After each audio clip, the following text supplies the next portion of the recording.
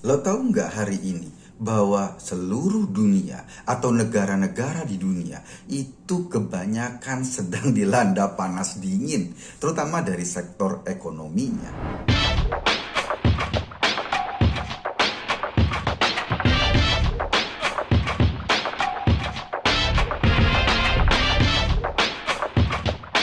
COVID-19 yang menghantam dan bergelombang itu membuat ekonomi negara sedikit ambruk. Selain itu, pasca COVID terjadi perang Rusia dan Ukraina. Kita tahu Rusia ini salah satu negara pemasok energi terbesar terutama ke Eropa. Ukraina juga memasok gandum sebagai bahan makanan pokok untuk masyarakat Eropa. Ketika ini menjadi satu, habis COVID, perang Ukraina-Rusia, ditambah lagi dengan perubahan iklim yang membuat panen tidak jelas, itu mengakibatkan ekonomi jadi berantakan.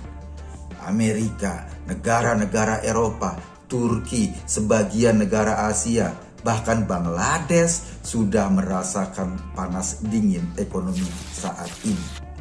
Dan beruntung kita sebagai sebuah negara ini dianggap sebagai sebuah keajaiban. Ekonomi kita kabarnya tetap tumbuh 4% sampai 5% tahun ini. Inflasi kita bisa kita jagain kalaupun kita nggak sanggup lagi untuk memberikan subsidi pada Pertalite sehingga akhirnya harga beli Pertalite jadi naik sedikit. Tetapi kenaikan itu dibanding kenaikan harga-harga BBM di negara-negara lain, rasa-rasanya sih nggak signifikan banget. Kenapa? Lo lihat aja di SPBU, orang masih pada antri kok beli BBM. Kehidupan berjalan biasa-biasa saja. Apakah ini kebetulan Indonesia secara kebetulan keluar dari krisis atau belum terjerembab ke jurang krisis seperti negara-negara lain? Enggak dong. Ini bukan kebetulan. Ini justru menunjukkan prestasi pemerintah dalam mengelola ekonomi secara hati-hati, dalam mengelola keuangan negara secara hati-hati, dalam mengambil kebijakan-kebijakan ekonomi, sehingga kemudian ekonomi Indonesia dianggap sebagai salah satu keajaiban ekonomi dunia. Iya sih wajar, di tengah yang lain panas dingin, kok Indonesia masih ada di jalur yang benar. Ketika ini dilihat sebagai prestasi, atau dilihat sebagai hasil dari sebuah proses kerja, tentu saja tepuk tangan harus kita berikan kepada Pak Jokowi.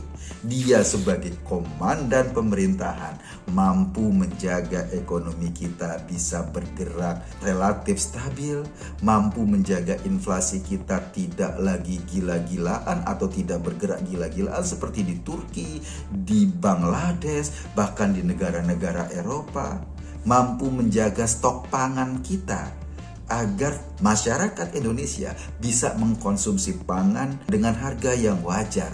Naik-naik sedikit barangkali iya. Karena apa? Karena pengaruh ekonomi dunia tadi. Tetapi toh kita masih bisa mengakses dengan daya beli kita sekarang. Itu menurut saya prestasi yang luar biasa. Dan prestasi ini diakui oleh PBB, diakui oleh banyak negara-negara lain di dunia. Dan saat ini ada lebih dari 60 negara yang mau antri jadi pasiennya IMF karena ekonominya nggak kuat menahan guncangan. Lo bayangin kalau mereka semua rame-rame jadi pasien IMF, apa IMF punya duit sebanyak itu untuk menanggulangi krisis berbagai negara ini? Nggak punya. Karena itu banyak orang meramalkan tahun 2023. Ekonomi ini akan mengalami turbulensi yang luar biasa. Resesi di depan mata, krisis ekonomi di depan mata. Kita mungkin memasuki tahun-tahun yang penuh ketidakpastian, banyak lubang, banyak jebakan, dan kegelapan ada di sana. Tapi satu hal yang menarik, bahwa dengan pemerintahan yang efektif, bahwa dengan kecerdasan seorang presiden, kita mampu menjaga diri dari serangan virus krisis, dari serangan virus ekonomi yang bisa memporak-porandakan ekonomi kita. Udah banyak pujian, bahkan apresiasi diberikan oleh orang-orang rasional. Ketika hari ini orang-orang di Eropa sangat mengirit listrik karena harga listrik naik sampai 3 atau sampai 6 kali lipat. Di Indonesia, PLN justru kelebihan stok listrik. Kita bayar listrik masih tetap dengan harga yang kemarin-kemarin, nggak naik gila-gilaan. Padahal Eropa sebentar lagi menghadapi musim dingin loh. Itu yang terjadi. Artinya apa? Artinya kita mesti bersyukur. Dan bersyukur ini bukan karena Indonesia seperti dapat berkat karena memang sudah begitu. Bukan. Karena ada sebuah manajemen. Ada sebuah hasil kerja dari pemerintahan yang bisa menopang ekonomi kita sampai saat ini. Dunia mengapresiasi. Kita kalau mau membuka mata merasakan bagaimana hasil kerja seorang Jokowi, infrastruktur kita dan lain-lain.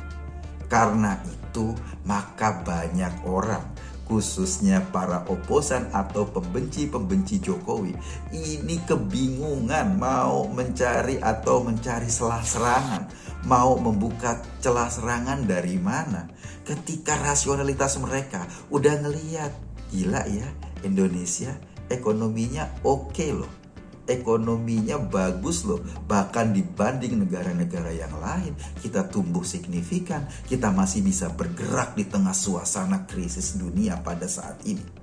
Ketika mereka tidak mampu mencari celah untuk mengkritik seorang Jokowi, mengkritik kerja keras seorang presiden, karena secara rasional kita merasakan dampak positifnya terhadap ekonomi kita, terhadap gerakan negara ini, maka mereka mencari-cari ruang-ruang yang udah irasional, sekedar untuk melampiaskan hasrat kritiknya, sekedar untuk melampiaskan hasrat agar dibilang kritis. Orang-orang kayak Bambang Tri yang menurut gue sih ya sebetulnya nggak harus ditanggapi. Orang-orang yang setengah sehat mentalnya ini, orang-orang seperti Sugi Nur atau Dokter Tifa. Gue nggak tahu nih, ini dokter beneran apa dokter abal-abal. Mereka ini meluncurkan atau meneriakan sebuah isu yang lucu hanya untuk mengkritik seorang Jokowi. Kenapa? Karena ruang lain udah nggak bisa mereka kritik. Ekonomi kita baik-baik saja, pertumbuhan kita positif.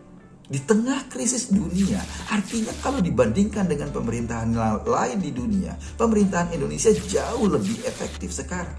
Nah, karena ruang untuk mengkritik secara rasional udah gak terbuka, terbatas, gak ada celah, maka dicarilah isu-isu yang irasional. Salah satu isu yang irasional apa? Yaitu tadi, soal ijazah. Lo bayangin ya, Pak Jokowi itu 2 kali ikut pilkada di Solo, 1 kali ikut pilkada di DKI Jakarta, 2 kali ikut pilpres. Terus lo pengen ngomong bahwa semuanya ini ketipu dengan ijazah palsu. Bukan cuma itu, UGM sudah menjelaskan bahwa ijazah Jokowi itu asli.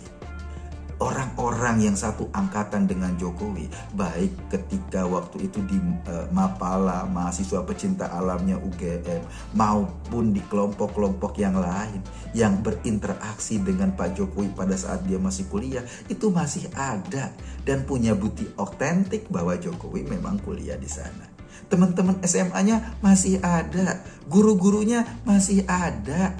Artinya isu yang dilemparkan soal ijazah palsu ini benar-benar memuakkan orang-orang yang barangkali proses evolusinya belum selesai. Kan dulu kan ada teori evolusi kan, manusia dari makhluk sebelumnya kemudian berevolusi dan menyempurnakan diri menjadi manusia. Tapi memang ada manusia yang evolusinya sudah selesai, volume otaknya sudah lengkap.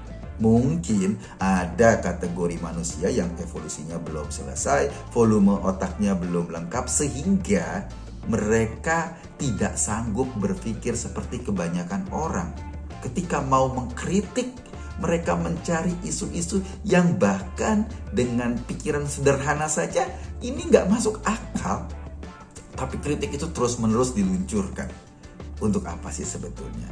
Kalau gue ngelihat ada beberapa alternatif. Pertama itu tadi, proses evolusinya belum selesai, volume otak mereka nggak seperti orang normal lainnya. Mungkin secara mental mereka dirasuki oleh kebencian sedemikian rupa kepada Pak Jokowi.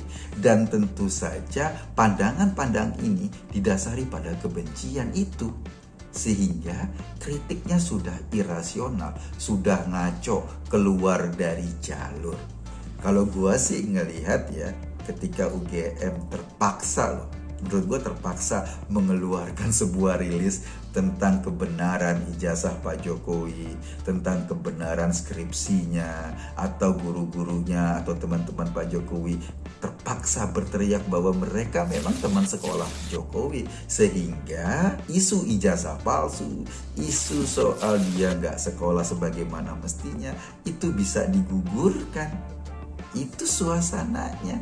Ketika orang-orang kayak waras kayak kita terpaksa membuktikan bahwa isu atau kritik mereka itu nggak benar, sebetulnya ada rasa sakit di hati kita.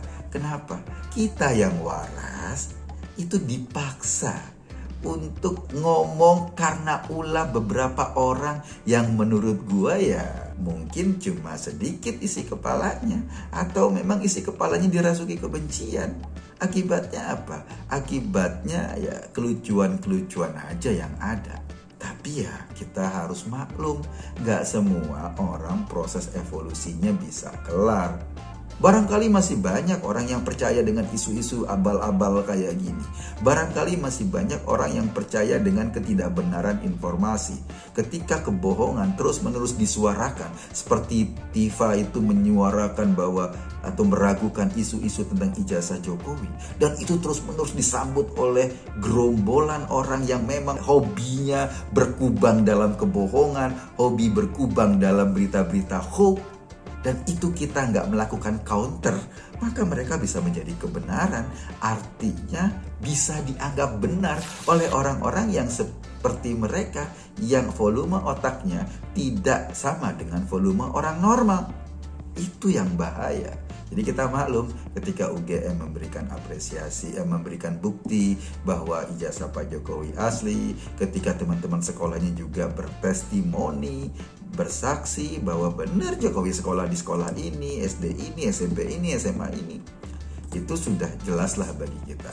Bangsa ini udah terlalu capek lah ngurusin sedikit orang yang perilaku dan isi kepalanya tidak sama dengan yang lain. Saran gua, ya orang-orang kayak gini memang harus dibatasi. Kalau tidak, mereka akan terus-menerus memanggul kebohongan, memanggul hoax untuk ditularkan kepada orang-orang yang lainnya. Dan ini sangat bahaya sekali menurut gua. Bahaya sekaligus lucu.